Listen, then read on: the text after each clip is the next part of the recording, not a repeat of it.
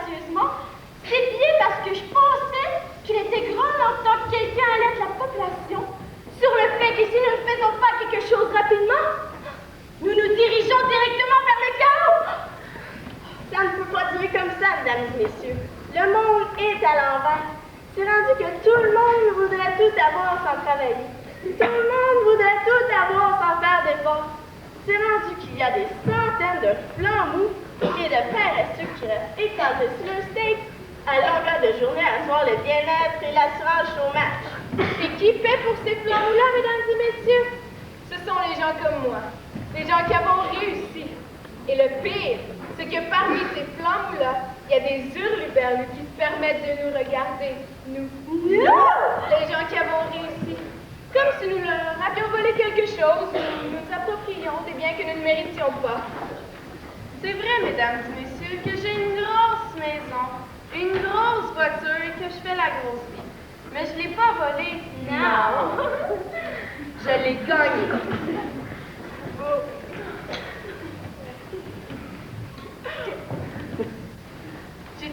J'ai commencé à travailler à l'âge de 12 ans. Pendant 14 ans de ma vie, j'ai eu 2 jobs. J'ai travaillé de 140 à 150 heures par semaine. Puis en plus de ça, je suis tombée en amour. Oh mon Dieu! C'est depuis ce temps-là que j'endure mon mari. C'est moi qui ai pogné avec un fou qui fait des crises d'hystérie tout le temps. C'est qu'il est tellement laid que je fais un saut à chaque fois que j'entends mes Ben, il n'y a personne qui en voulait de cette affaire-là. Moi, j'ai relevé le défi. Je l'aimais. Puis je trouve ça tout à fait normal qu'en compensation, son père m'ait nommé directrice générale. Oui, je savais. Mais n'allez pas croire qu'être directrice est un si grand privilège que ça. J'ai 400 innocents sous mes ordres, malgré tout ça, toutes mes responsabilités, malgré mon rang social et malgré ma réussite. Je n'ai jamais fermé jusqu'à tel temps de juger les gens, mesdames et messieurs. Jamais.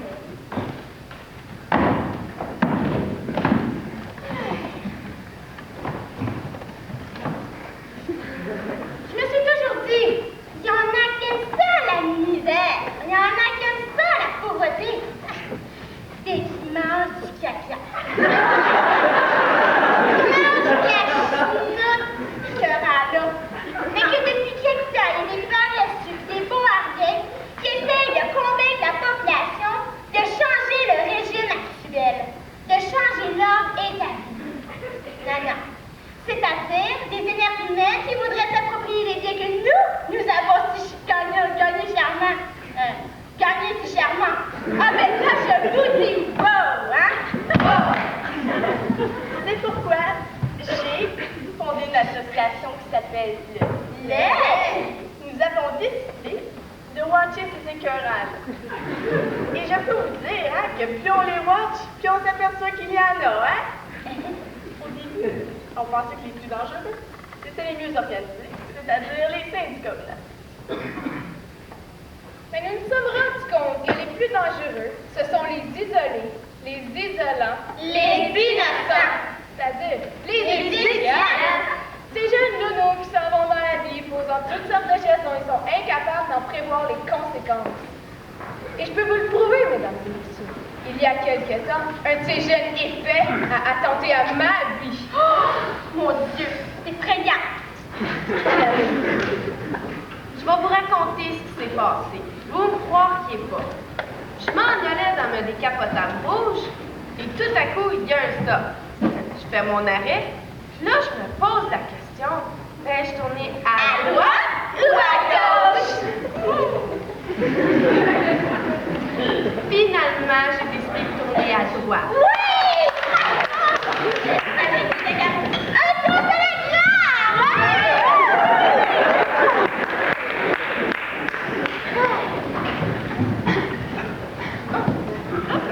Je me retrouve sur une rue qui avait des voitures qui étaient à gauche, puis un gars qui était à gauche, puis qui était tellement d'être à gauche, comme la plupart des gens qui sont à gauche. J'ai qu'à attendre le bon moment pour passer à droite. Mais il y a cheval choisit son moment, puis il décide de passer à droite au moment où j'arrive. Alors, comme j'arrive, il me coupe avec un vieux bas rouge tout rouillé. Si je le prenais pas, mesdames et messieurs, il me tuait. Il l'a tué! J'ai vu rouge, je n'avais pas le choix. Je suis partie après lui.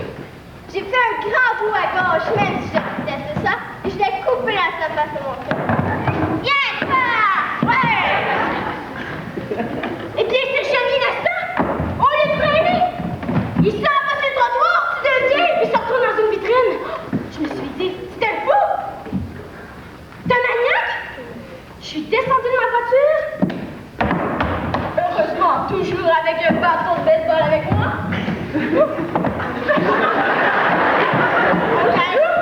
Et je me suis dit, ha ha ha, je vais rendre service à la société. Je vais le tuer.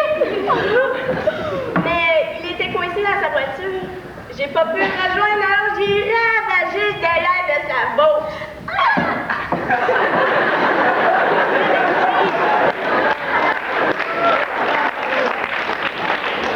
Le pire, c'est lorsque nous sommes sortis de la cour, le juge m'a tenu responsable de l'accident, mesdames et messieurs. C'est effrayant. Que la police comprenne pas, OK? Mais un juge. J'ai dit très bien. Vous voulez pas vous occuper de ce danger public-là? Ben, je vais le faire moi-même. 2 semaines plus tard, je l'ai fait frapper par mon gérant général. C'est pas que je voulais pas le frapper moi-même, c'est que le juge m'a enlevé mon permis, puis je suis tellement respectueuse des lois. On le sait! C'est à partir de ce moment-là, mesdames et messieurs, que j'ai fondé l'association L'œil. C'est aussi à partir de ce moment-là que je fais des conférences comme ce soir. J'essaie de faire du recrutement de gens de bonne foi et de bonne volonté comme moi. Des gens qui croient qu'il est temps que nous revenions à un ordre social plus juste. Mais voilà! C'est-à-dire un ordre social où les gens qui réussissent réussissent! Et où les gens qui ne réussissent pas ne réussissent pas! Et où l'on voit bien la différence entre les deux! Nous vivons dans un régime social mélangé où que les gens qui réussissent paient pour ceux qui ne réussissent pas. Donc, on ne sait plus très bien qui a réussi dans la vie. Il y a des ratés qui ont l'air d'avoir réussi deviennent directeurs ou professeurs de polyvalence. Les choses...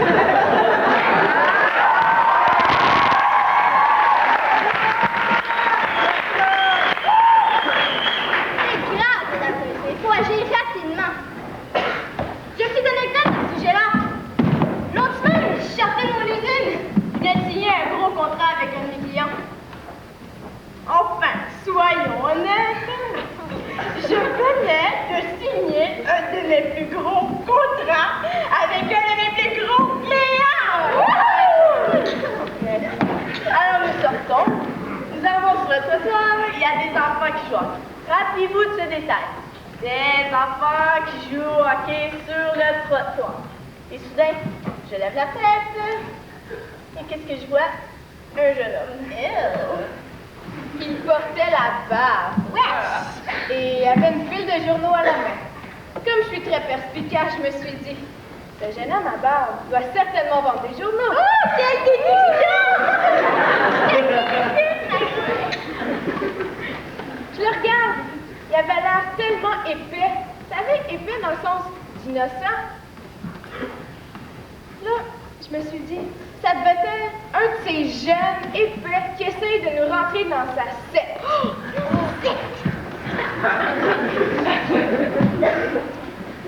L'approche du jeune homme, c'était une chance que je me suis rapprochée. Parce que c'était pas un jeune innocent qui voulait qu'on embarque dans sa secte. Ben non! Ils vendaient des journaux communistes. Puis, sur le trottoir, ben, il y avait des enfants qui jouaient au hockey. Ouais. Alors, je dis, fly! Fly? Il dit, quoi? J'ai dit, tu comprends pas le français? Fly! Viens pas me faire de troupe ici. Il me dit, je fais pas trop, moi! J'ai répondu, je vais te le montrer t'en fais du trouble?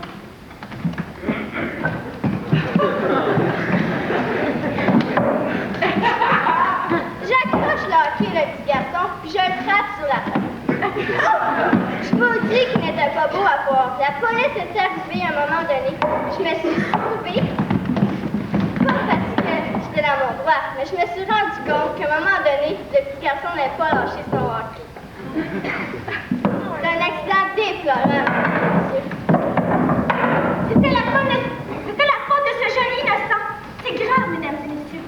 C'est grave et je vais vous dire la raison pourquoi il nous faut changer rapidement et revenir à un ordre social plus juste, plus vrai, plus moral. Mais n'allez pas croire que je le fais juste pour moi. Non. Non? Non. Je pense aussi aux plus petits que moi. Je pense aux plus petits que moi. Je pense à vous. Et je peux vous le prouver. J'ai une petite anecdote à ce sujet-là qui va vous faire voir à quel point j'ai un cœur généreux et que je suis une personne tout à fait exceptionnelle. Ouais. On le fait! C'est une petite chose qui est arrivée à l'usine il y a quelques temps. Un de mes innocents d'ouvriers, probablement mon plus innocent, ça fait 22 ans qu'il travaille pour moi. Faut vraiment qu'il soit innocent. 22 ans qu'il travaille sur une presse, puis tout à coup, je sais pas pourquoi, il se rentre la main dans la presse et ça broie jusqu'au poignet. Et là, faut vraiment qu'il soit innocent. Une chance que j'étais là, hein? Parce que moi, j'ai rentré la main tout de suite. Pas par méchanceté, gang d'innocents. Non. Mais par efficacité. Parce que quand c'est définitif, la seringue était plus vite. Alors, tout de suite, je l'ai mis dans ma voiture puis je l'ai monté à l'hôpital. À l'hôpital, il y avait une grève. Puis le monde voulait même pas me laisser rentrer.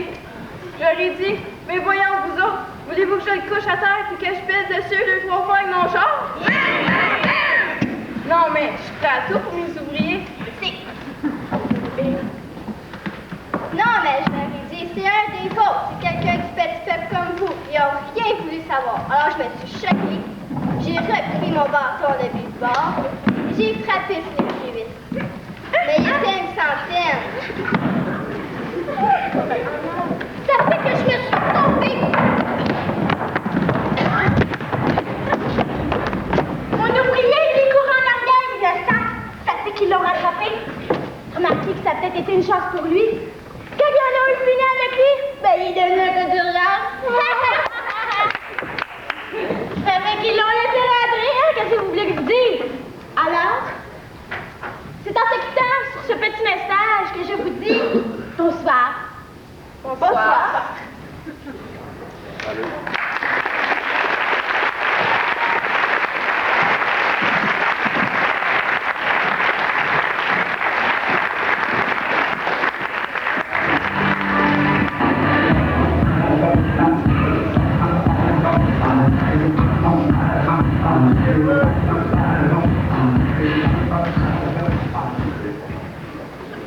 Voici un homme.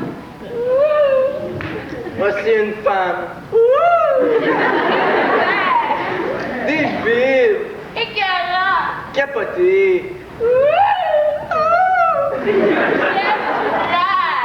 Tu fly. Il fly. Nous flyons. Vous flyez. Il fly.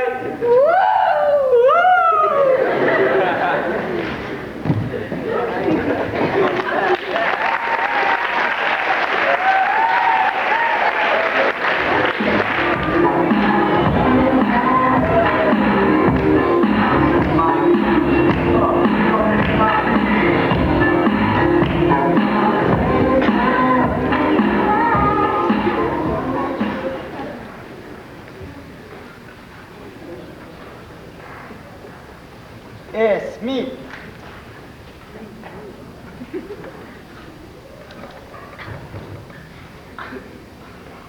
Quoi, oui? Où as-tu déniché une aussi belle montre? Ah, secret professionnel, Will. À propos, Smith, sur notre ordre de mission, il y avait une adresse. Bien sûr, la nôtre. Non, une autre. L'adresse de retour giga ultra méga top secrète. Mais non, une autre. Celle de la chose gluante. Oui, je crois bien. Et quelle est cette adresse?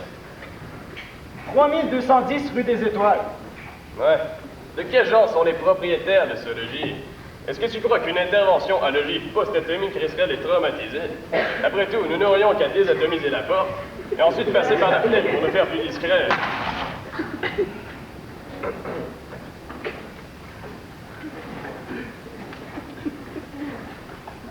Ah, je ne crois pas. Ça les traumatiserait sûrement pas. Car ce sont des espèces de flyers rescapés de l'époque hippie. Flyé, tu dis? Ouais, j'ai bien dit flyer. Ouais, c'est ce que j'ai cru comprendre, flyé. Est-ce que ce serait le genre de flyé à porter une demi-chemise fleurie à 3,95 $, vraiment seulement dans tous les bons magasins, et pour une confortabilité rembourrée de tissu synthétique, échangé à la base pour remarquer, pour hommes seulement? Est-ce que c'est de ce type de flyé-là que tu veux parler? Ouais, c'est ça. Et quel est le nom de l'usager de ce logis? Un certain monsieur 3210. Les Vénusiens n'ont jamais été très futés. On va lui faire une petite visite.